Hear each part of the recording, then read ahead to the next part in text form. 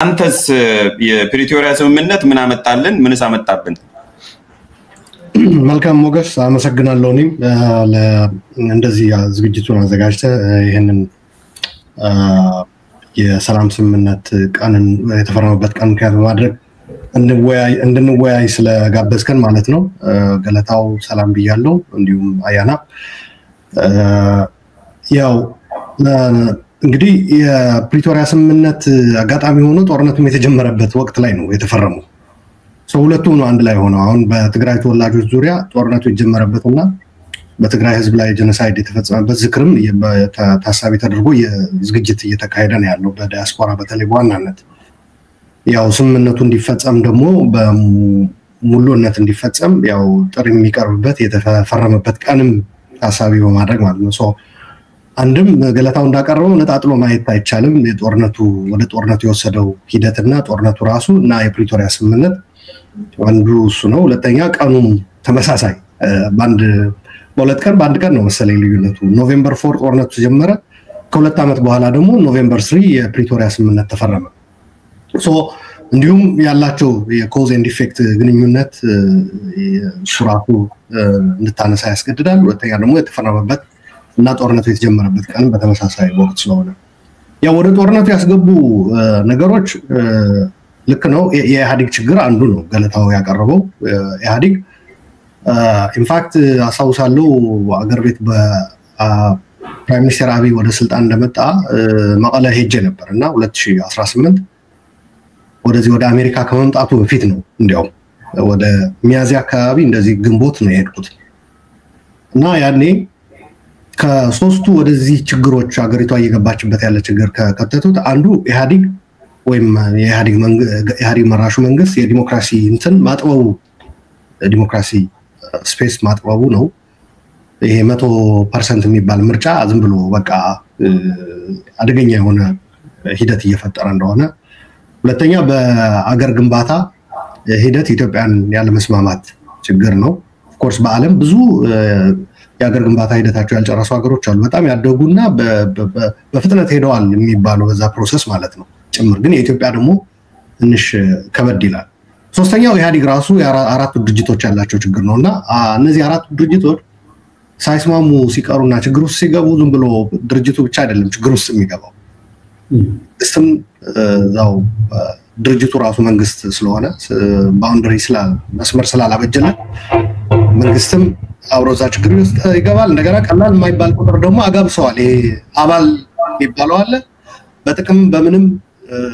ተይዞም ይደግፋል አባል ይሆንም አለ ስራ ለማግኘት ምናምን እና ቀላል የማይባል ያ ሀገሪቱ ህዝብም ለመያዝ ነው የተንቀሳቀሱ በተለይ ምርጫ 97ን ተከትሎ ማለት ነው። ከዚህ ጋር ተያይዞ ኢህአዴግ ውስጥ ችግር ሲፈጠር ዝም ብሎ ኢህአዴግ ብቻ ነው ብለህ የምትተው አይደለም። ኢህአዴግን ወደ ማፍረስ ሲገቡና ብልጽግና የሚባል ሲያመጡ አንዳንድ ተቃዋሚዎች ጭምር አሬ ነገር ትክክል አይደለም ያሉ ነበሩ ከኢህአዴግም ውስጥም ከኢህአዴግም ውጭም። ያቱ እንዲሁ በቀላሉ የምታፈርሱት ነገር አይደለም ካፈረሳችሁ ችግር ይመጣል እና የሆነው ምንድነው ሶስቱ ተለይተው ተዋሃድን አሉ። ህወሓት እምቢ አለ። ስለዚህ የሆነው ምንድነው ህወሓት ቨርሰስ የተቀሩት ሶስቱ ሆነ። ያ የፕራይም ሚኒስተር አብይ ወይም ደግሞ ይሄ ለውጥ የሚባለው መምጣት ጋር ተያይዞ ደግሞ ኢህአዴግ እና ፕራይም ሚኒስተሩ በዋናነት ያሰባሰቧቸው ኃይሎች በኢህአዴግ ውስጥ ብቻ ያሉ አልነበሩም ነው። ውጭ በተቃውሞ የነበረው ሁሉ ወደ ሀገር ቤት ገብቶ ጠቅላይ ሚኒስተሩ ግፋ በለው የሚልበት ሁኔታ ነበረ። በዛ ላይ የኤርትራ መንግስት ኢንትሮዳክሽን ኦፍ አቶ ኢሳያስ ወደ ኢትዮጵያ ፖለቲካ ከተዘጉበት ለ20 ዓመት ኮንቴይን ተደርገው በመለስ ጊዜ ማለት ነው ከዛ ወጥተው ኢትዮጵያንም ቀጠናውንም ተመልሰው እጃቸውን የማስገባት እድል አገኙ። that was actually the biggest mistake probably ጦርነቱም የወለደው አጠቃላይ ሂደቱ የለውጡ መጨናገፍም አንዱ ምክንያት የሆነው እሱ ነው። ብዙ ዲማንድ የሚያደርግ ተቃዋሚ ገባ አሁኑኑ አድርግልን የሚል ለጠቅላይ ሚኒስትር አብይ ማለት ነው ይሄ ይደረግልን ይሄ ይፈጸምልን አሁኑ የህገ መንግስት ማሻሻያም ይጠይቃል። የፍላግ ጉዳይ አለ ቅድም ያነሳሁት ይሄ የሀገር ግንባታ ሂደት ተብለው የሚገለጹ ያላለቁ ነገሮች እነሱ ተነሱ። ሻዕቢያም የአልጀርስ ስምምነት ተቀብለናልና ሰላምና ውርድ ተብሎ ተጋብዞ ሲገባ ጭራሽ ጥያቄው ሌላ ሆነ። የሻዕቢያ ደግሞ በግልጽ የሚናገሩ ነበር የሻዕቢያ መሪዎች። አይ እኛ እኮ ባውንደሪው ቀስ ብሎ ይደርሳል፣ እኛ አሁን የምንፈልገው ሁለት ነገር ነው። አንድ ወያኔ የተባለ ኃይል ማስወገድ ከዚህ ቀጠና፣ ሁለተኛ እንደገና ይሄ በኤትኒክ መሰረት አድርጎ ያመጣችሁት ህገ መንግስት መቀየር፣ ፌደራላዊ ስርዓቱን መቀየር የሚል ነው። ይሄ አቶ የማነ ገብረአብ መንኪ ሳውዲ አረቢያ ላይ በኤርትራውያን ጋር የአቶ ኢሳያስ ደጋፊዎች ጋር ባደረጉት ሁሉ የገለጹት ነው። በነገራችን ላይ ዝም ብዬ ብሎ በሐሜት በወሬ በምናም አይደለም ልላችሁ ፈልጌ ነው። ለምንድነው በአልጀርስ ተቀብለናል ብለዋል፣ ከኢትዮጵያ ጋር ታርቀናል፣ ስለዚህ የውስጥ ፖለቲካችንም እንድናስተካክል ወደ ውስጥ ፊታችን እንድናዞር የኤርትራ የውስጥ ጉዳዮች ማለታቸው ነው። ባውንደሪው ይሰመርና በቃ የሀገራችን ግልጽ የሆነ ድንበራችንን እንወቅ፣ ወደ መሬት ይውረድ ሲሏቸው አይ እኛ እሱ አይደለም አሁን ቀዳሚ አጀንዳችን፣ አሁን እኛ ኢትዮጵያ ውስጥ ያለው የፌደራል ስርዓትና ህገ መንግስት መቀየር፣ አንድ ወያኔ የተባለ የቀጠናው ችግር ደግሞ ማስወገድ የሚል ነው። ይሄ ለጦርነት የሚደረገው እንትን የበለጠ በኢህአዴግ ውስጥ ያለው ገለታ የገለጸው እሱ አንዱ ሆኖ ያ ግን የበለጠ እንዲጋጋል ያደረገው ተቃውሞ ጎራ ለውጥ መጣ ተብሎ ተጋብዞ የገባው አሁኑኑ አቶ ጠቅላይ ሚኒስትር አብይ እነዚህን አድርግልን፣ ወያኔዎችን አደብ አስገዛልን፣ አዚፍ እሱ ኢህአዴግ ሆኖ ከወያኔ ጋር አብሮ ራሱ ወያኔ ሆኖ ወያኔ በሚባለው ኢህአዴግ ነበርና መሆኑ ቀርቶ አንተ ለኛ ይመጣልና ስለዚህ እነሱን እንብላቸውና ቀደስ የሚለውም ነገር መጣ በቴሌቪዥን በብሔራዊ ቴሌቪዥን ነገራችን ላይ ነፍሱን ይማረውና ቅርብ ጊዜ ያረፈው ደበበ መሰለኝ አርቲስት በቃ ብላቸውና እነዚህ ጅቦች ናቸው ጅብ በልተን እንቀደስ የሚል መጣ። ጉሰማው ምኑ እንትን አለ። በትግራይ በኩልም ኦፍ ኮርስ ሪአክሽኑ ነበረ፣ ከፍተኛ የሆነ ሞቢላይዜሽን ነበረ። ግን ዝግጁነቱ ደግሞ በተገቢ መልኩ በቲፒኤልኤፍ በኩል እንዳልነበረ በተደጋጋሚ ገልጸናል። ለማንኛውም ጦርነቱ አይቀር የሆነው እኔ የተረዳሁትም አቶ ኢሳያስ የሰላም ጥሪውን ተቀብያለሁ ብለው ጌም ኦቨር ወያኔ ሲሉ ነው። ያ መግለጫ አለ ሚዲያ ላይ የተለቀቀ ስለሆነ በኤርትራ ቴሌቪዥን በኩል የሰማዕታት ቀን ነበረ ጁን 20 አይ ቲንክ ሞገሴ ደጋግሜ ነግሬህ ነበር፣ ቪዲዮውን ማግኘትም የምንችል ይመስለኛልና ተቀብያለሁ ብለው በትግርኛ ባደረጉት ስፒች እዛ ላይ ወደ አዲስ አበባ የሎካን ልካለሁ አሉ። ጌም ኦቨር ወያኔ ደግሞ አሉ ማለት ነው። ያኔ ትግራይ በኤርትራም በኩል ከያማራ ኃይሎች ደግሞ የመሬትና የርስት ጥያቄ ያለን የሚሉ ፌደራል መንግስቱ ደግሞ የስልጣኔ አደጋ ይሆንብኝ ነው የሚል ተደማምሮ አንድ ላይ ዘመሩ። ርስታችን እናስመልሳለን የሚል ስሜት ውስጥ ገቡ። አይ ሪሊ ዳውት የአማራ ህዝብ ፍላጎት ነው ወይ እሱ የሚለው ሌላ ጥያቄ ነው። ግን የአማራ ኃይሎች ከፌደራል መንግስት ጋር ይሰሩ የነበሩት በዋናነት ደግሞ በአዴኖች በቃ ይሄ ትክክለኛ ጥሩ እድል ነው የመጣልን ብለው የፖሊስ ኮሚሽን አበረ አዳሙ ነው የሚባለው እሱም በህይወት የለም አሁን መሰለኝ ተዘጋጅተን የመጀንትኑ እስኪነገረን እንጠብቅ ነበር ያለው። ኦፍ ኮርስ አልቆየም፣ ያ ንግግር ካደረገ በኋላ በህይወት አልቆየም። ለማንኛውም የኤርትራ መንግስት የተጫወተው ሚና ትልቅ ነበረ። ኢህአዴግ በውስጥ የነበረ ችግር ሪፎርም ተብሎ በኢህአዴግን በፍጥነት ወደ ማፍረስ የተገባበት ሁኔታ ችግር ፈጥሯል። ከዛ ጦርነቱ ትግራይ ላይ ሙሉ የኢትዮጵያ ሰራዊት፣ የክልል ልዩ ኃይሎች፣ የኤርትራ ሰራዊት 40 ምናምን ክፍለ ጦር የሚያክል የአማራ ልዩ ኃይል ሚሊሻና ፋኖ ይሄ ሁሉ ትግራይ ላይ ዘመተ። 2 ዓመት ጦርነት ተካሄደ። በመሃል ግን ወደ ፕሪቶሪያ የመራው አይ ቲንክ ፕሪቶሪያ ኢዝ ካልሚኔሽን እንትን እናድርገው አሉላ ወደ እንትኑ አሁን ሪፍሬም ተደርጎ ይታችንና ስለዚህ እዛው ላይ እኩል እድል እንስጥ። አሁን ወደ ጦርነቱ ራሱ ምንድነው ያመራን ወደሚል ስለሄዳችሁ ሁለታችሁም አንተም ገለታው አያናም የጦርነቱ ኮዝ ራሱ ምንድነው ፋክተሮቹ የሚለው ላይ እንትን ያደርግና ከዛ በኋላ ፕሪቶሪያ ላይ ካልሚኔሽን ያልኩበት ምክንያት ወደ ፕሪቶሪያ ልገባ አይደለም። ከዛ በፊት በሁለቱ ዓመቱ ጦርነት 3 ሙከራዎች ነበሩ። የሲሸልስ እና የጅቡቲ በኢትዮጵያ ጦር አመራሮች እና የትግራይ ሰራዊት አመራሮች እየተገናኙ ውይይት አድርገው ነበርና ያ በሚስጥር የተያዘ በውስጥ ለውጥ ይደረግ የነበረ ፕሮባብሊ ሻዕቢያ በኋላ ላይ ቅሬታ ውስጥ እንዲገቡ ያደረጋቸው እኛን ሳታማክሩ የትግራይ ኃይሎች አይ ቲንክ ጀነራል ጻድቃን ይመስለኛል አንድ ውይይት ላይ ይፋ አደረገው። በሚዲያ ባይሆንም ውይይት ነበረ መቀለ ላይ ጦርነቱ እየተካሄደ ነበር እና ኦዲዮ ሊክ ተደርጎ ወጣ እና ሻዕቢያዎች አወቁ ፌደራል መንግስት ኦሬዲ ከትግራይ ሰራዊት አመራሮች እየተገናኘ እንደሆነ የሚገልጽ ነገር እንትናሉ ኦፍ ኮርስ ከትግራይ ሲወጡም እዛ ላይ ተካክደናል የሚልም ስሜት ነበረ ስትወጡ እየወጣን ነው ሳትሉን እኛን አስመታችሁን የሚል የሻቢያ ስሜት ውስጥ የመግባት ነበረ ለማንኛውም በሂደት ግን ከፍተኛ ጫና መጣ ኦፍ ኮርስ ገለታው እንደገለጸው ጦርነቱም ከሁለቱ ኃይሎች በተለይ በፌደራልና በትግራይ ኃይሎች መካከል ከዛ በላይ መሄድ የሚችሉበት አቅም የማጣት ነገር መጣ ዓለም አቀፉ ጫናም ፌደራል መንግስቱ ሊቋቋሙ አልቻለም የአማራ ልዩ ኃይሎችና የሻቢያ እንኳን ለዓለም አቀፍ ጫና ያን ያክል የሚበገሩ አልነበሩም ያኔ እንቀጥላለን ጦርነቱን ነው የነበረው በፌደራል መንግስት ግን እንደምታውቁት ኢትዮጵያ ስትመራ እንግዲህ የዓለም አቀፍ ጫና ቀላል አይደለም ብድሩ አለ እርዳታ አለ አይኤምኤፍ አለ ወርልድ ባንክ አለ የዲፕሎማሲ ኢትዮጵያ እንደ ሀገር ያላት ሚና ይታወቃል እነሱ ጫናዎች መቋቋም አይቻልም ለማንኛውም በኖቬምበር 3 ከ3 ዓመት በፊት የፕሪቶሪያ ስምምነት ተፈረመ ማለት ለኔ it's a culmination of የነዛ የሲሸልስ ጅቡቲ ካሄዱ የነበሩ ውይይቶችና ከዛ ፌደራል መንግስትና የትግራይ ኃይሎች ደግሞ ከዚህ በላይ መቀጠል አንችልም የሚል ደረጃ ላይ መድረሳቸውና እነዛ ሁለቱ ደግሞ ፍላጎታቸው ኢግኖር ተደርጎ ዓለም አቀፉ ማህበረሰብ ህወሓትንና የፌደራል መንግስትን በማገናኘት ያው ስምምነቱ ታዛቢዎች ባሉበት ተፈረመ ማለት ነው አመሰግናለሁ እሺ ሶስት ነጥቦች አንተና ገለታው ተጋራላችሁ እንዳጋጣሚ ሆኖ በፓርቲ ውስጥ ያለው ነገር እንዲሁም ከዛ ትራንዚሽኑም የተያዘበት መንገድንም ከዛም አልፎ ደግሞ አንተ ሸትል ዲፕሎማሲ እና የኤርትራን ፋክተርንም ጨምረበታል ኤኒዌይስ አሁን ድሉን ላይ ያናልስትና በተመሳሳይ ጉዳይ እንግዲህ ወደ ኋላ ስለተመለሰን ምንድነው ወደ ጦርነት ይወሰዱን የሚለው ነገር ላይ ሪፍሌክት አድርግና አንተም ከዛ በኋላ የፕሪቶሪያ ስምምነት ምን አገኘን ወደሚለው እንመለሳለን አያና ጊዜያችንን ሴቭ ለማድረግም ስል መስማማባቸው ገለታውም አሉላም ከተናገሩት መስማማባቸው አሉ ከእኔም ሞር ፎከስ ታይም ላይኑ ላይ ነው የጊዜው ፍሰት ስንመለከተው ትልቁ ችግር አለ ብዬ ማስበው በዚህ ብቻ ሳይሆን በሌሎች ነገሮችም አሁን አሉላ ያነሳቸው ከኤርትራ መንግስት ከአቶ ኢሳያስ አፈወርቂ ጋር ተያይዞ ከሌሎችም የተቃዋሚ ኃይሎች ጋር ተያይዞ ከቲፒኤልኤፍ ራሱ ያዲግ ውስጥ ያለው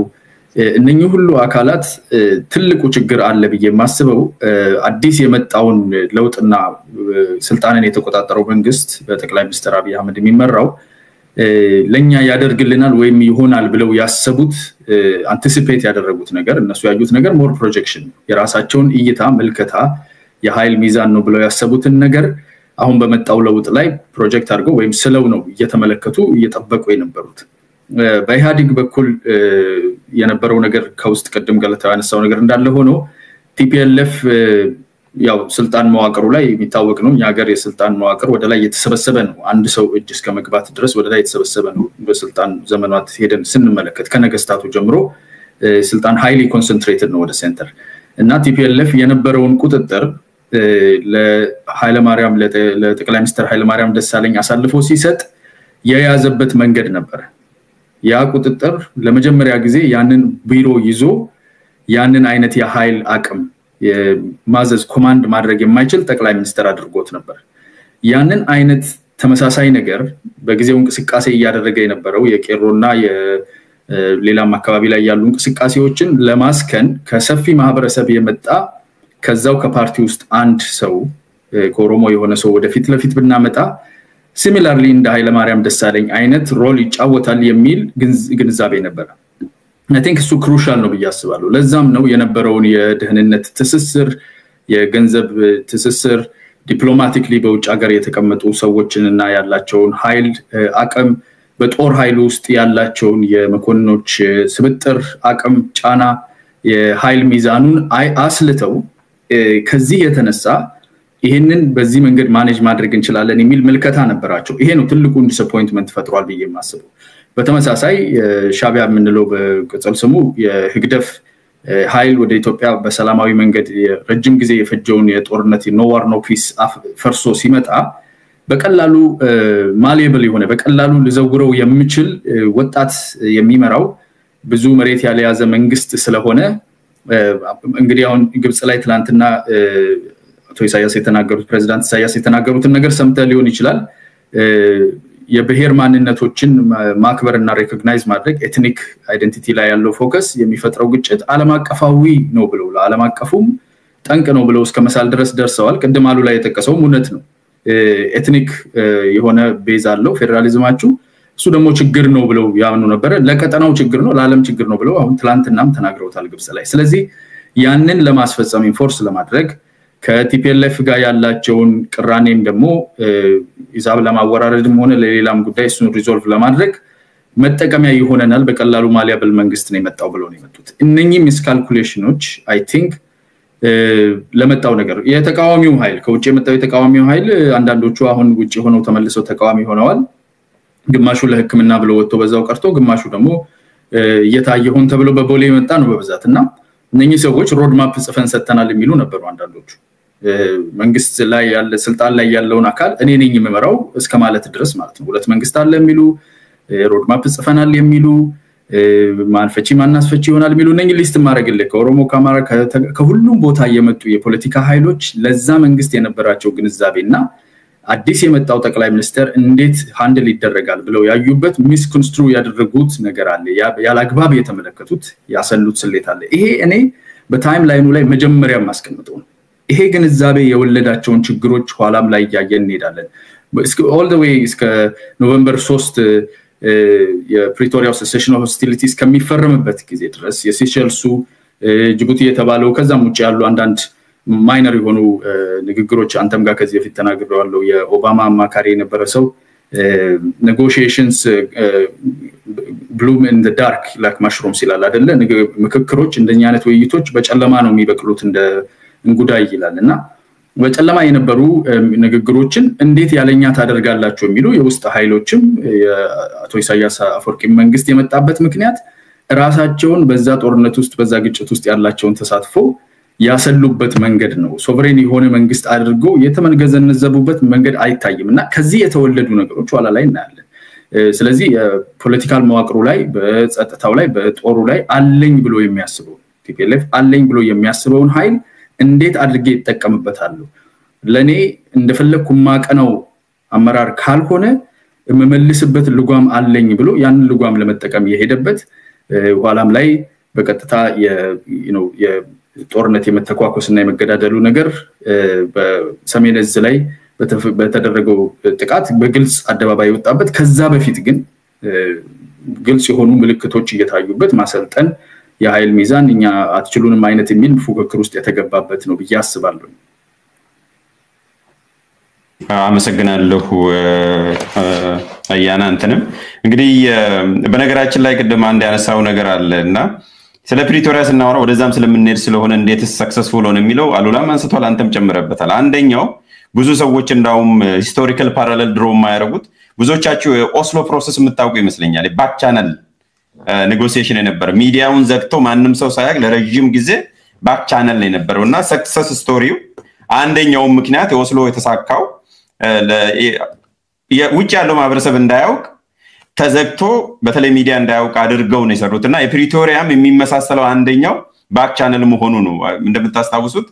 ሚዲያ ከግራና ከቀኝም ሊክ ለማድረግ ይሞክሩ ነበር ያኔ እኔም ያው ሚዲያ ላይ ስለነበርኩ ግን በተቻለ መጠን ዝግ ነበር ያደረጉትና የኦስሎን ስላስታወሰኝ ነው ግረ መንገዱንም እንደ አንዱ ሰክሰስ ስቶሪ ወደዛ እንመለሳለን እስካሁን ከተናገራችሁት ውስጥ አንድ 5 ነጥቦችን ይዣለውና አንደኛው ሚስማኔጅድ ትራንዚሽን ራሱ ሚስማኔጅድ ትራንዚሽን ሁለተኛው አያና የጨመርክበት ሊደርሺፕ ሮል ማለት የአብይ ራሱ የአብይ ፋክተር አለ ሶስተኛው የሻቢያ ኢፌክት አሉላ ስትሬስ ያደረገው እኔም ከዚህ በፊት በዛፍኩት አርቲክል ላይ አንስቻለሁ የዎር ፓክት የሚመስል አሁን አትሊስት ዛሬ ላይ ሆነን ሪትሮስፔክት የምናየው ሌላኛው ሄት ሪቶሪክ ኤንድ ሃይፐር ናሽናሊዝም አለ ብዙም ማይረሳው ይሄ መንገድ ሲዘጋ የነበረው በአማራና በትግራይ መካከለም የነበረው ሁኔታ ጀነራሊ ኢቭን ለቲፒኤልኤፍ ነው ወይስ ለማህበረሰቡ ነው ወይ የሚለው ነገር ወደ ኋላም ተመለሰን ብናይ ጥሩ ነው ሄት ሪቶሪኩ ለጦርነት እንዴት እንደሚያመቻች ሌላኛው ደግሞ የዊች ሃንቲንግ ብዙ ሰዎች ያልተናገሩት አለ ዊች ሃንቲንግ ብዬ የምገልጸው ወይም የሚገለጽ የኔ ቃል አይደለም ይሄ ሴሌክቲቭ ጀስቲስ ማለት ነው ያኔ ለሙስናው ለ27 አመት ተጠያቂነቱ ምናምን ሲደረግ የነበረው ትራንዚሽናል ጀስቲስን አፕላይ ከማድረግ ይልቅ ዊች ሃንቲንግ ፕሮሰስም ነበረ እነኚህ ነገሮች አሉ ኤኒዌይስ ሌሎችም ሊጨመሩ ይችላሉ ወደ ጦርነት ያመሩን ግን ስትራክቸራል የሆነውን ነገር ባንረሳ ጥሩ ነው ሁልጊዜም ቢሆን በአንድ ቀን አይደለም እዛ ያደረስነው ከፓርቲ ባሻገር ፖለቲካችን ራሱ ምን ይመስል ነበር የሚለውን ከግንዛቤ ብናስገባ ጥሩ ነው የሚል ነው ሰመራይዝ ነው ያደረኩት እናንተ ተናገራችሁትን ወደ ገለታው ዞሬ እመጣለሁ ተመልሼ አሁን ከፕሪቶሪያ ምን አገኘን እንግዲህ አሁን ምንም ይሁን ምን ተሳካ ሂደቱ ተሳካፍ ተፈራርመዋል ትረስት ቢልዲንግ ነበረ ሸትል ዲፕሎማሲም ነበረ አሉላ እንዳለው ኤግዞስሽንም አለ ቅድም ራስም ያልከው በጣም በቃ ፈልገው ሳይሆን ስለተዳከሙ ጦርነቱን ሰስቴን ማድረግ ስላልቻሉ በዲፕሎማሲም ጫና ስለነበረ ተፈራረሙ እሺ ተፈራረሙ ምን አመጣለን የፕሪቶሪያ ስምምነት አሁን ወይ ቅድም ወደ አነሳው ጥያቄ እንመለስ ሚውት ነን ምን አመጣለን ምንስ አመጣብን ሁለቱንም ማለት እንግዲህ አንድ ነገር ምንድነው ወደ ሽምግልና ወደ እርቅ ስትሄድ ሞቲቭ ወሳኝ ነው በጣም ቀደም ያለው ነገር ነው መጀመሪያ እጃቸውን ይዞ እነዚህ ሁለት አካላት የሚያስፈርማቸው ኃይል ምንድን ነበር ስንል ድካም ነው ደክማዋል ዋት በጣም ደክሟል ጌታቸውም ሲናገር አዳምጣናል ምናቀው ነገር ነው በመሳሪያም በሰው ኃይልም ደክሟል ፌደራል መንግስቱም ደክሟል በመሳሪያም በሰው ኃይልም ማግዷል በጣም ብዙ ሰው እና መቀጠል የማይችሉበት ሁኔታ ላይ የፈረሙ ኃይሎች ይሄንን ፊርማ ይዘው ሊቀጥሉ ተሸክመውት ሊሄዱ የሚችሉ ነው ወይ ነው አሁን ሁለት የተጠላለፈ ነገር አለ አንደኛው እነዚህ የተፈራረሙ ኃይሎች በከባድ ወንጀል ውስጥ እጃቸው አለ አሁን በዚህ ስምምነት ውስጥ አንዱ የሚጠበቀው ነገር የሽግግር ፍትህ ነው አይደለም እና የፖለቲካ ሶሉሽን መፈለግ ትልቁ መሰረታዊ ነገር የፖለቲካ ሶሉሽን ቁጭ ብሎ ወደ ጦርነት ያስገባን ምንድነው ለፈሰሰው ደም ለቆሰለው እጁ ለተቆረጠው ወንድማችን ቤቱ ለተቃጠለው ነጋዴ ላጠፋነው ጥፋተኛ ይቅርታ መጠየቅ አለብን ይሄንን ህዝብ መካስ አለብን የሚደረገው ማድረግ አለብን የሚል ሽንፈት የፖለቲካ ሽንፈት ይዘው አይደለም ለመደበቅ ነው የሞከሩት እና ምንድነው በዚህ መካከል ተኩስ ቆሙ በራሱ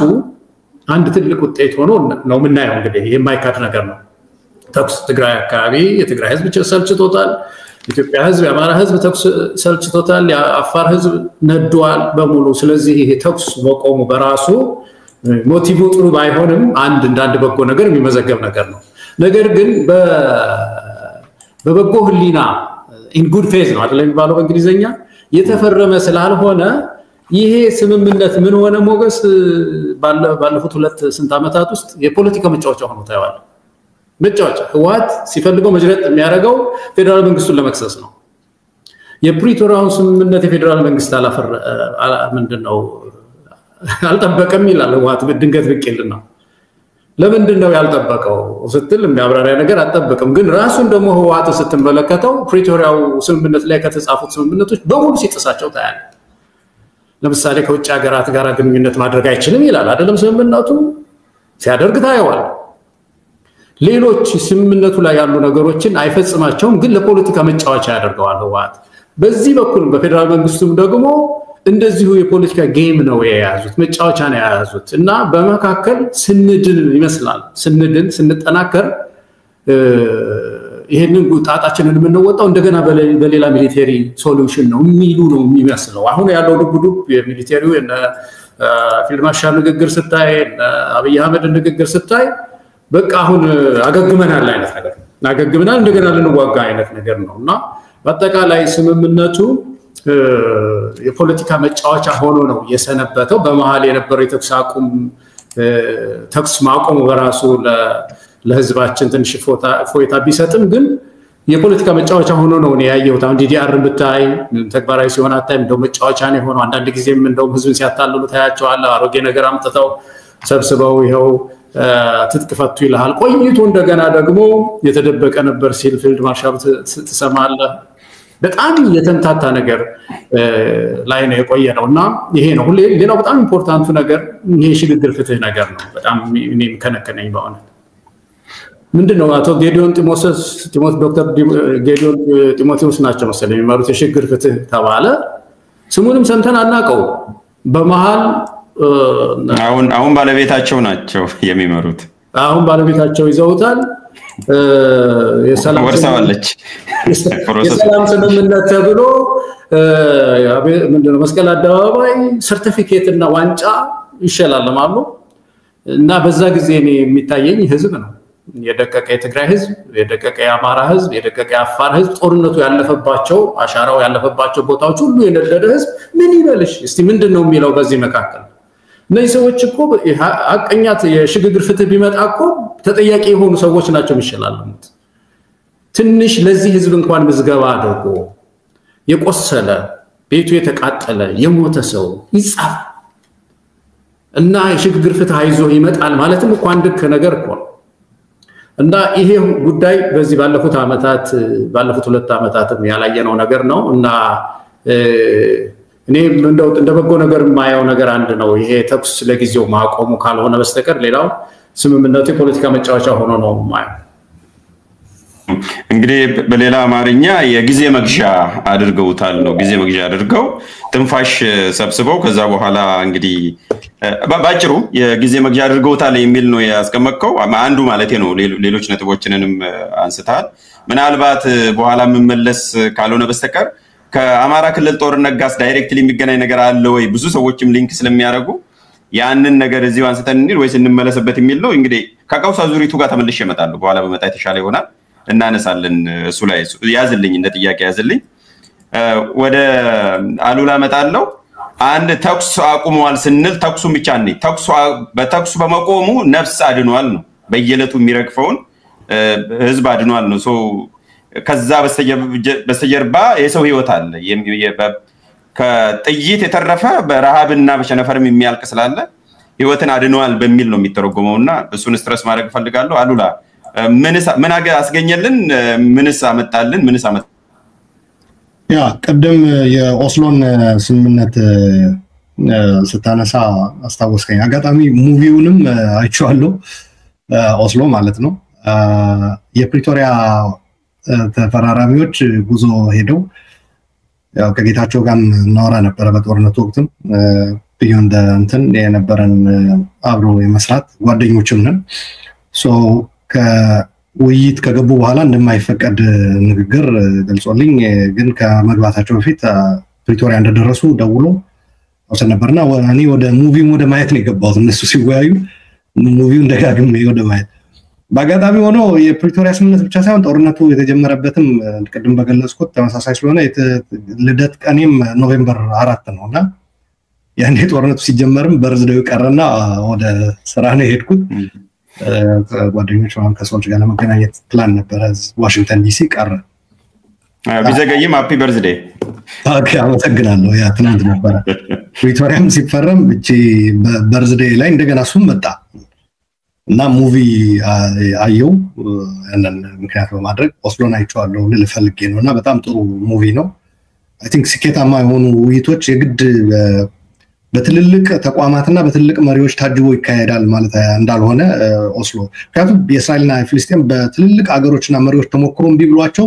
የሆኑ ሁለት ሰዎች ናቸው በቤታቸው መሰንግዶ አድርገው ምናምን ነው የጀመሩት ከዛ ያደገ አፕግሬድ ያገኙ ከሁለቱም ሳይድ ወደ ከፍ ያለ እንትን ደረሰ ለማንኛውም ለማስታወስ ያክል ነው ያመጣው ጥሩ ነጥብ ነው ያነሳው ለማለት ነው የፕሪቶሪያ ስምምነት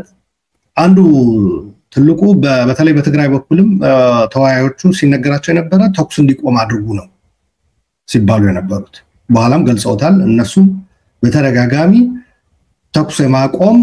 ስምምነት ፈርሙ በፍጥነት ነበር ያሏቸው ካልሆነ ለመውጣትም እየተዘጋጁ ነበር እንደገና ሁለተኛ ወደ ጉሪላ ዋርፌር ማለት ነው ወደ በረሃ ሊወጡ ምናምን እንደዚህ ለማንኛውም ተፈረመ they silenced the gun silencing the gun was like በጣም ትልቁ የፕሪቶሪያ እንትን እና በዛ ጀርባ እንደገለጽከው አንተ ያልቅ የነበረ የሰው ህይወት ቀርቷል ማለት ነው ራሱ ኦባሳንጆ በቦታው ሆኖ ከኢትዮጵያ ተወካዮች ጋር በነበረኝ ንግግር አለ ከፈረሙ በኋላ እፎይታ ነው የተሰማቸውና በቀን 1000 ሰው ህይወት ነው ያተረፍነው በዚህ ፊርማ ነበር ያሉኝ አለ ከኢትዮጵያ ሳይድ ያሉት ተፈራራሚዎች ማለት ነው ይህ ማለት ነው በአመት ወደ 400,000 ገደማ ሰው ማለት ነው አይደል ካልተሳሳቱ ነው የሚሆነው 360 ምናምን ቀን አይደል ያለው በአመት ሶ ኢማጂን ይሄንን ያክል ሰው ነው ከልቂት የታደግነው ነው ያሉኝ አለ። ይሄ ፋይናንሻል ታይምስ ላይ ጽፎታል። በነገራችን ላይ ኦባሳንጆ ከስምምነቱ በኋላ ጽፏል። ፋይናንሻል ታይምስ ላይ ልታገኙ ትችላላችሁ። ሶ አይ ቲንክ ትልቁ ይሄ ነው። ከዛ ቀጥሎ ግን ያው ሳይለንሲንግ ዘጋን ብቻ አይደለም ያው ሰሴሽን ኦፍ ሆስቲሊቲስ አግሪመንት ስለሆነ ኮሃ አይ ቲንክ ሆስቲሊቲስ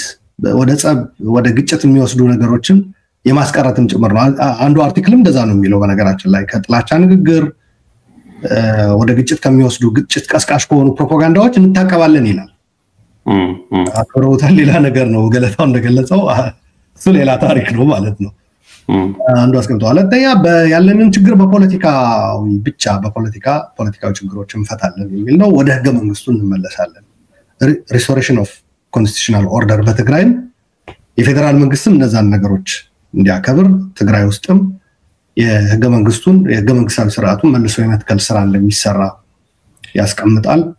የሪኮንስትራክሽን ጉዳዮች አለ ትግራይ ላይ እና እንዲሁም አፋርና አማራን ጨምሮ ጦርነቱ ወደ እነሱም ስለተስፋፋ በዋናነት ትግራይ ላይ ቢሆንም የዳግመ ግንባታ ነው የሚባለው ሪኮንስትራክሽን ሪቢልዲንግ ፕሮሰስ ይጀመራል ይላል። የመልሶ ማቋቋም ስራ ተፈናቃዮችን የመመለስ የሁማኒታሪያን እንትንም አለው። አንድ አርቲክል አለው። የፌደራል መንግስት ነው በዋናነት እሱ እንዲሰራ እንዲያውም ኃላፊነት የተሰጠው ተፈናቃዮችን የመመለስ ተናለ። ከዛ የትራንዚሽናል ጀስቲስ ጉዳይ አለ። የሽግግር ፍትህ ተቀምጧል እዛ ላይ እና በህገ መንግስቱ መሰረት ህወሓት ማድረግ ያለበት ነገሮች ተቀምጧል። ፎሬን ኮረስፖንደንስ እንደማይችል ማስታጠቅና ከሌሎች ምንድነው የታጠቁ ኃይሎች ሃርበር ማድረግ እንደማይችል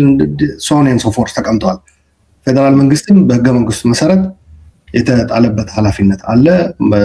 መብቱም በትግራይ የሚጠቀማቸው ነገሮች ፌደራል ኢንስቲትዩሽኖች ላይ የፌደራል ኃይሉን የማሰማራት እንደዚህ ነገሮች ተቀምጠዋል። ከዛ ትጥቅ መፍታት የዲዲአር ጉዳይም አለ በግልጽ ተቀምጧል። እሱም ኦፍ ኮርስ ከተግባራዊነት አንፃር ሲታይ በጣም አምቢሽየስ ነው እዛ ላይ የተቀመጠው ነገር እና ዲስአርም ማድረግ ዲሞቢላይዝ ማድረግ እና ሪኢንተግሬት ማድረግ ታጣቂዎችን ኦፍ ኮርስ የቲፒኤልኤፍ ኮምባታንት ብሎ ነው ያስቀመጠው። በኋላ ላይ ግን ይህ የፕሪቶሪያ ስምምነት መተግበሪያ ተብሎ በሁለቱ የኃይሎች ሰራዊት አመራር በፊልድ ማርሻል ብርሃኑ ጁላ እና በሌተናንት ጀነራል ታደሰ ወረደ የተፈረመ የመተግበሪያ በነገራችን ላይ ሻዕቢያ እዛ ላይ ነው በግልጽ እና የአማራ ኃይሎች በግልጽ እንትን ያ በተለይ ሻዕቢያ በቃ ፕሪቶሪያ ላይ ደና ነበር። የሻዕቢያ ማውስፒሶች አሉ የምንከታተላቸው የሶሻል ሚዲያ ላይ ምናምን they were okay አንዳንዶቹ እንዲያውም እኛ አዳህሎ ላይ ተዘጋጅቶ የተላከ ዶክመንት ነው የፈረሙት እስከ ማለት እንትናቸው በጣም የተዛባ ነው። በነገራችን ላይ ሚስ ካልኩሌሽን ብሎታል ያና ቀደም ለራሳቸው የሚሰጡት ግምት በጣም የተሳሳተ ነው። አንዱ ትልቁ ችግርም በኢትዮጵያ ፖለቲካ ያስገባል። ኦፍ ኮርስ የተፈራረሙት ስምምነትም ያ የልብ እንዲሰማቸው የሚያደርግ ነው። በቁልፍ የኢኮኖሚ እንትኖች እጃቸውን ያስገባሉ ይላል። በደህንነት ዙሪያ ሴኩሪቲ ፓክት ተብሎ የተፈረመ ነገር አለ። ይሄ ባጭሩ 4 ኪሎን ራን የምናደርገው እኛ ነን ሁላ እስከማለት ደርሰው ነበር ከጦርነቱ ወቅት። ለማንኛውም የናይሮቢ ማስተግበሪያው ሲመጣ በጣም ነው እንትን የሆነው። እሱም መርሳት የለብንም። በነገራችን ላይ የፕሪቶሪያ አንድ ቀጣይ ክፍል ነው እሱ። እዛ ላይ ምንድነው ነን ኤንዲኤፍ የሆኑ እና ፎሬን ፎርስስ ከትግራይ ይወጣሉ ይላል። በትግራይ በህገ መንግስቱ መሰረት ያው ኮንስቲቱሽናል ኦርደር ይመለሳል ሲባል በነገራችን ላይ አፋርን፣ ኦሮሚያን፣ ትግራይን የፈጠረው ህገ መንግስት አፕላይ ይደረጋል ማለት ነው። በዚህ በኮንፍሊክቱ ምክንያት አይደል ተቋርጦ የነበረው በኢትዮጵያ ፌደራል መንግስትና ትግራይ ከህገ መንግስቱ ውጭ ሆነዋል። በነገራችን ላይ የኮንስቲቱሽን ግንኙነታቸው ተቋርጦ ፕሪቶሪያ was the only እንትን ማገናኛ ሆኖ ያገለገለው እና ፕሪቶሪያ እንደ ድልድይ ሆኖ ወደ ህገ መንግስቱ እንዲመለሱ ነው ፖለቲካ ዲያሎግም እንዲጀምሩ ነው የሚለው። አንዳንድ ጊዜ ፕራይም ሚኒስቴሩ ትልቁ የሚሳሳቱት የድሮ ታሪኮች እንትን ያሉ ፓርላማ ላይ ሳይቀር ወልቃይት እኮ ጎንደር ነበር ማለት ወደዛ ከሄድን በድሮ ከሆነማ ኦሮሚያ የሚባል ክልል እንኳን ነበር። አፋርም እኮ ከተውጣጣ የተመሰረተ ነው። ከትግራይ ከወሎ ከምናምን ተወስዶ ነው አሁን አማራ ነው አሁን ትግራይ ከምንለው ተወስዶ ነው አፋር የመጣው። ኦሮሚያም ከእኔ መጣው ግን እግረ መንገዱንም አሁን ራፓፕም እንድታረቅ አንድ ነገር ምንድነው ራሳቸው ስለፈጠሩት ነው ወይስ ራሱ ስምምነቱ የፈጠረው ነው የተለያየ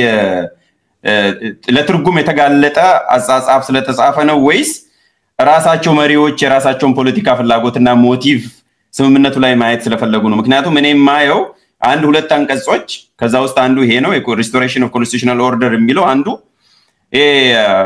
ኮንስትራክቲቭ አምቢጉቲ የሚባላል የዲፕሎማሲ ላይ የምታሳድረው ማለት ነው ሁለቱም እንዳሸነፈው አድርገ ለክርክርና ለኢንተርፕሪቴሽን ክፍት እንዲሆን አድርገ ክራፍት ልታረግ ትችላለህ ሶ ራሱ ስምምነቱ ድራፍት የተደረገበት ዲዛይን የተደረገበት ችግር ስላለ ነው ይሄን የዚህ የተለያየ ኢንተርፕሪቴሽን ያየ ነው ወይስ ሆን ተብሎ የራሳቸው የፖለቲካ ሞቲቭ ስላላቸው ነው ይሄንን ግልጽ አድርገን እንድትሄድ ነው አሁን ሻቢያዎች ያስቆጣቸው እነን ፎሬን ፎርስ ሲወጣሉ የሚለው እነሱ እንደሚወጡ ተነገራቸው ትጥቅ መፍታትም የሚኖረው ፓራሌል እነሱ ሲወጡ እንደሆነ እነሱ የሚፈልጉት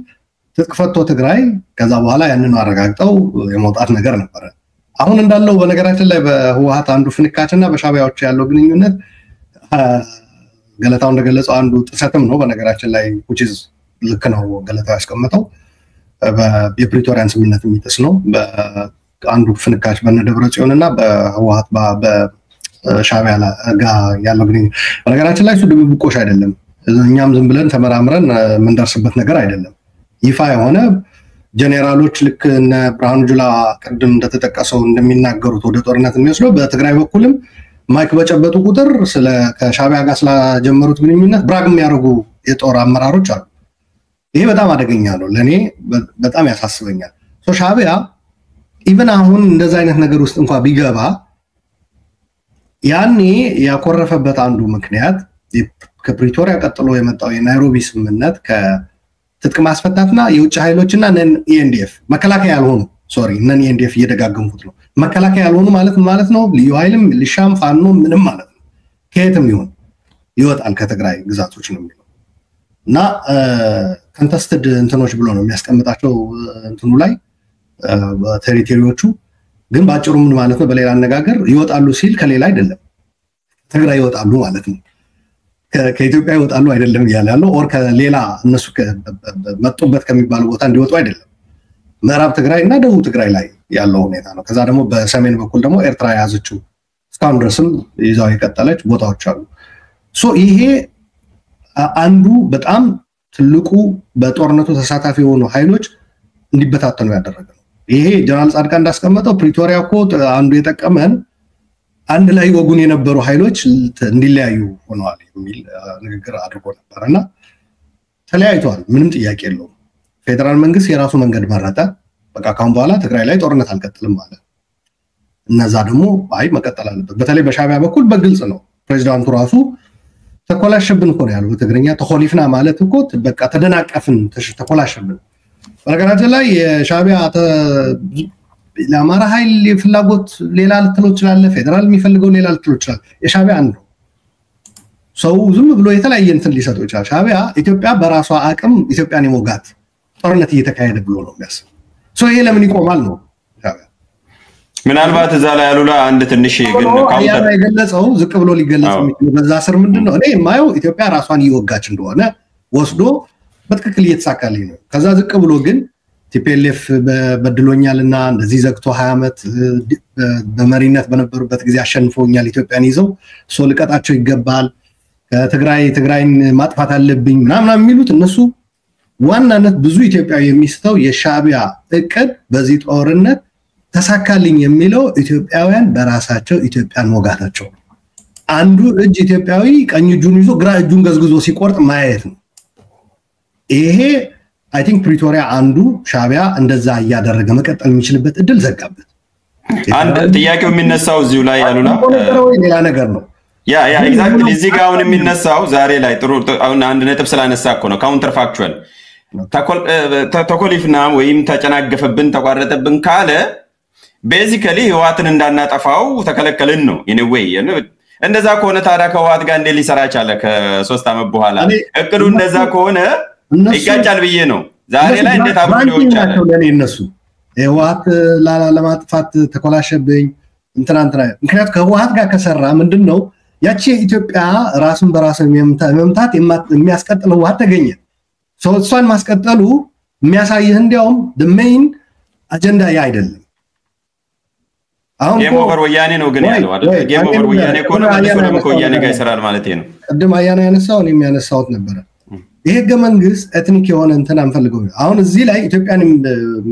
አንድነት የሚፈልግ እና የብሔር ፌደራሊዝም የማይፈልግ ሰው አሁን አቶ ኢሳያስ ለኢትዮጵያ አንድነት ተቆርቋሪ እንደሆነ አድርጎ ነው የሚወስደው አይደል ነው አቶ ኢሳያስ ግን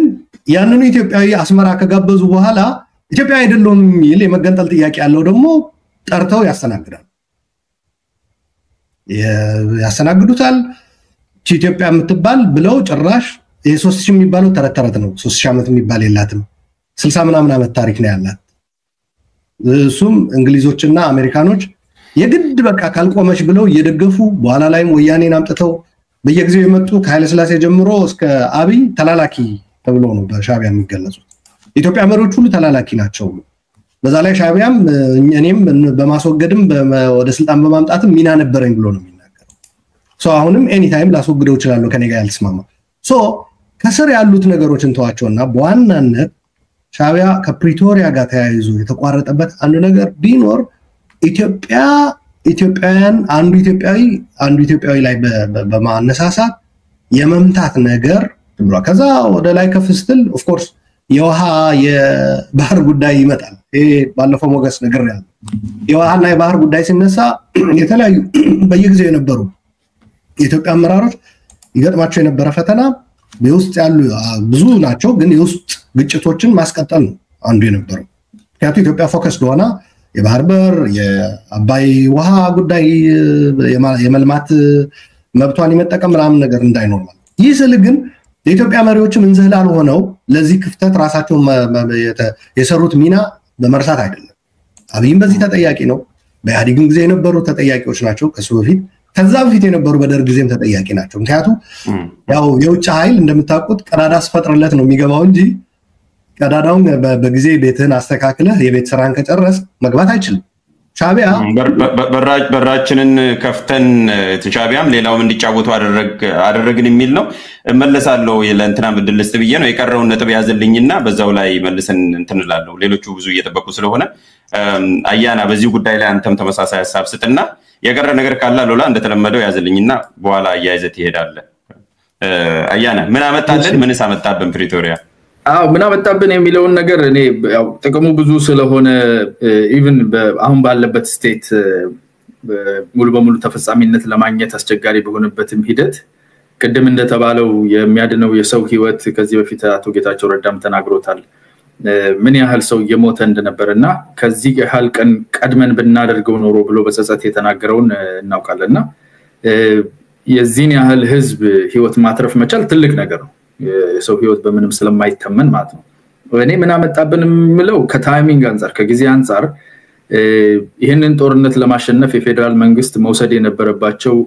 ፖይዘን ፒልስ የሚባሉት የመርዝ መድኃኒቶች ነበሩ ከሻቢያ ጋር የነበረው ትስስር ሀገር ውስጥ ሞኖፖሊ ኦፍ ቫዮለንስን ወይም ደግሞ የጦር መሳሪያ መታጠቅን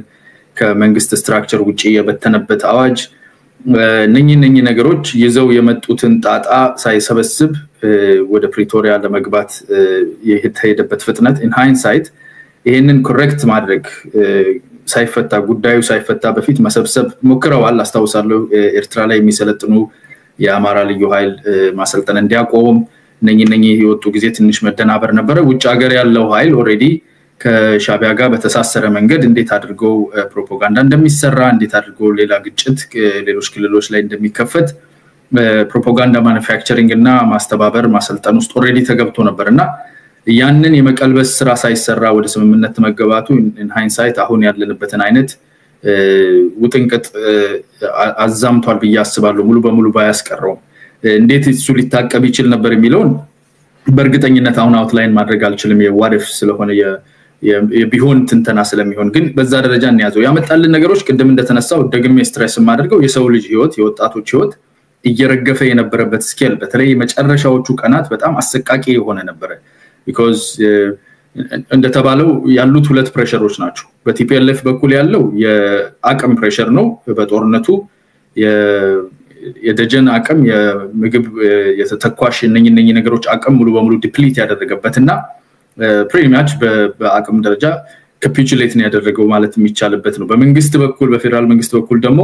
ከውጪ ያለው ጫና በጣም የገነነበትና የተለያዩ አካላት ከዚህ ዘልቃችሁ አትሄዱ በሴሴሽን ኦፍ ዘላቂ የሆነ ሰላም የምትፈልጉ ከሆነ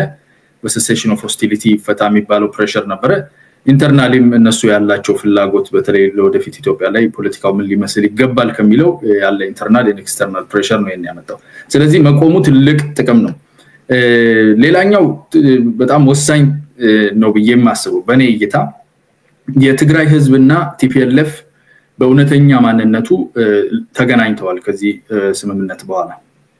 የነበረው ለናንተ ብዬ የሚለውን ትርክት መሬት ያስቀመጠ በተለይ ይሄ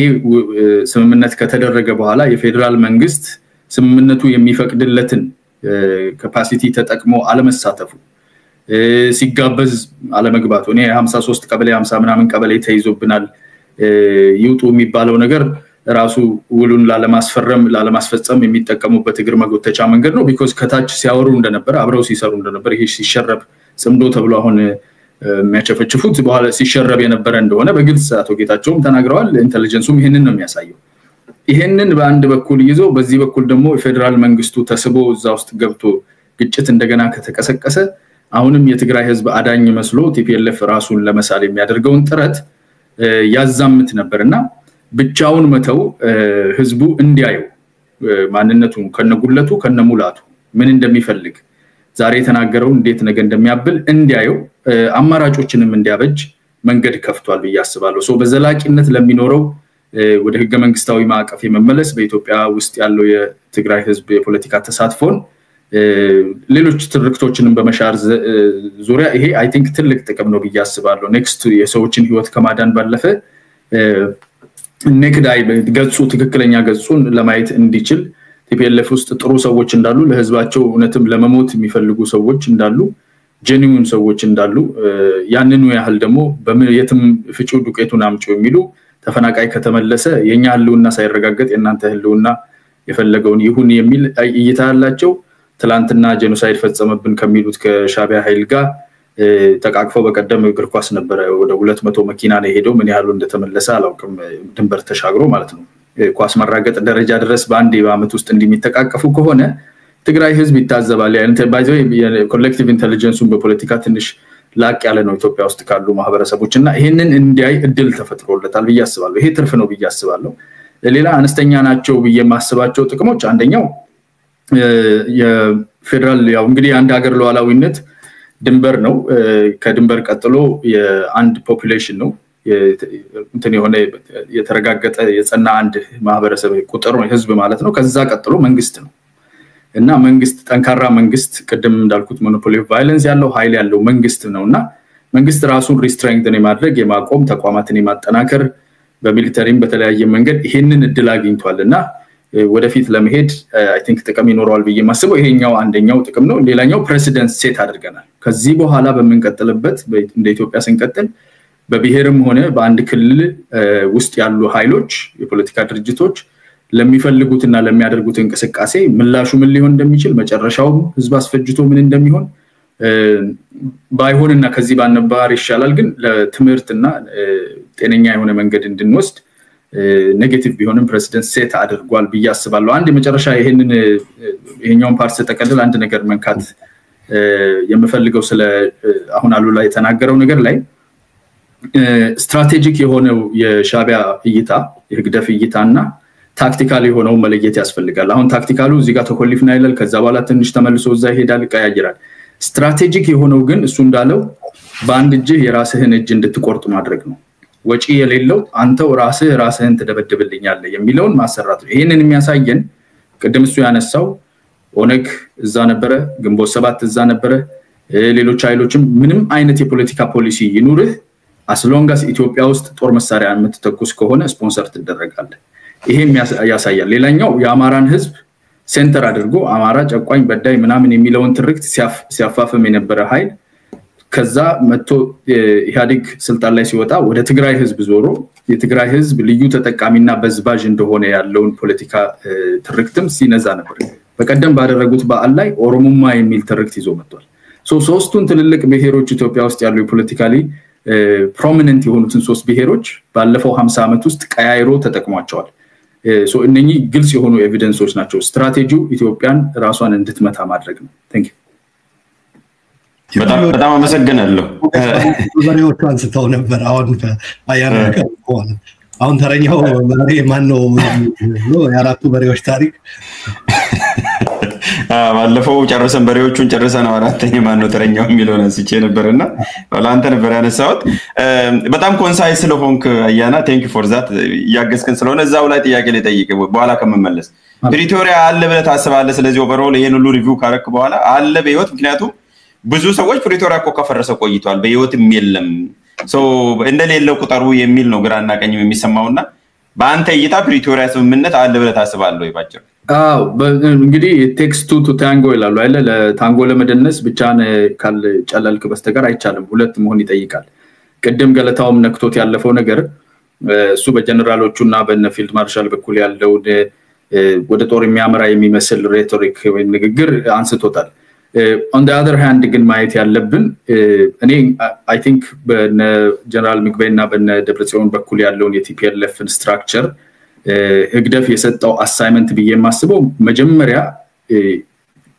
በኤርትራ ላይ የሳላችሁትን የጄኖሳይድ ፈጽሟል የሚለውን እጄን እጠቡኝ፣ ኢንተርናሽናሊም የጫናው ብዙ ስለሆነ ትርክቱን ከዚህ አጽዱን፣ ይሄን ደግሞ ጽምዶን ተጠቅመን ህዝብ ለህዝብ በሚል ይሄን የማስረሳት ማጥፋት ነው። ሁለተኛ ደግሞ ፕሪቶሪያ የሚባለውን እንቅፋት አንሱ ነው። ይሄን ለማድረግ 53ቱን ቀበሌም ተጠቀሙ፣ እነጌታቸው ላይ የምታደርጉትን ማርጉ፣ የምታደርጉትን አድርጋችሁ የፌደራል መንግስቱ ወደ ግጭት እንዲገባ ጋብዙት፣ ሶቨሬኒቲውን ቴሪቶሪውን ምኑን እየጣሳችሁ ይሄ ግብዣ ተፋፍሞ ቀጥሏል። ፌደራል መንግስቱ ሆን ብሎ ቅድም ላልኩት ጥቅም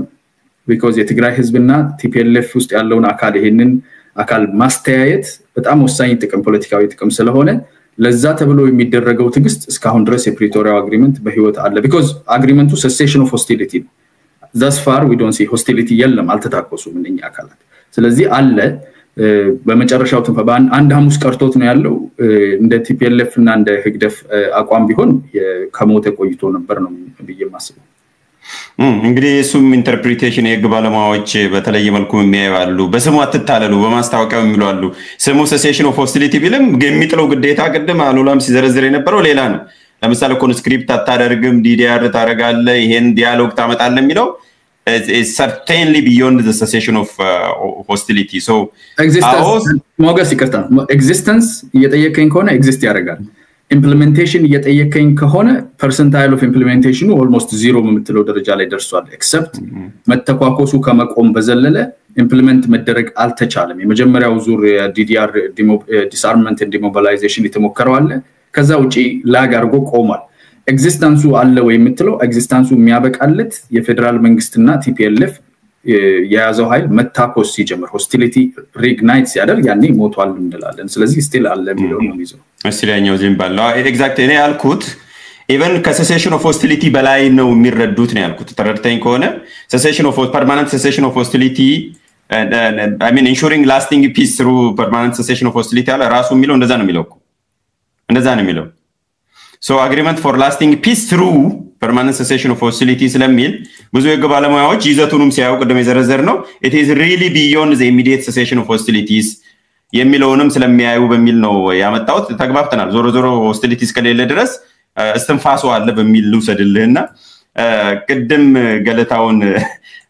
ያቆምኩት ነገር ስላለ ለገለታውና ላሉላ አንዳንድ ዙር አጭራጭር ልስጥና አሉላም ትንሽ ቅድም ያስቀረው ስላለ ከዛ ወደ የሚቀጥለው እንሄዳለን። ገለታው ቅድም ያስቆምኩ የቀረ ነገር ካለም ትጨምርበታለህ። ከአማራ ክልል ጦርነት ወይም ከፋኖ አፕራይዚንግ ጋር ግንኙነት አለው ወይ ምን አመጣብን ምንስ አመጣልን ስል አንደኛው ምን አመጣብን የሚለውን የኃይል አሰላለፉን ለመግለጽ ፈልጌ ነው። አያናም ኦሬዲ ገልጾታል፣ አሉላም የተወሰነ ነክቶታል። በቀጥታ የሚያያዝ ነው ወይ? ምክንያቱም ኖቬምበር ላይ ተፈራርመን አማራ ክልል ላይ ኦሬዲ ኤፕሪል ላይ የሚጀምር ከሆነ ቤዚካሊ እንትን አምጥቶልናል ወይ ኢቨን cessation of hostility ራሱ አምጥቶልናል ወይ ፕሬሲደንስ ራሱ አምጥቶልናል የሚልም ጥያቄ ስለሚያስነሳ ነው። ኤኒዌይስ የቀረም ነገር ካለ ጨምርና ቅድም ያቆምኩትን ጥያቄ መልስ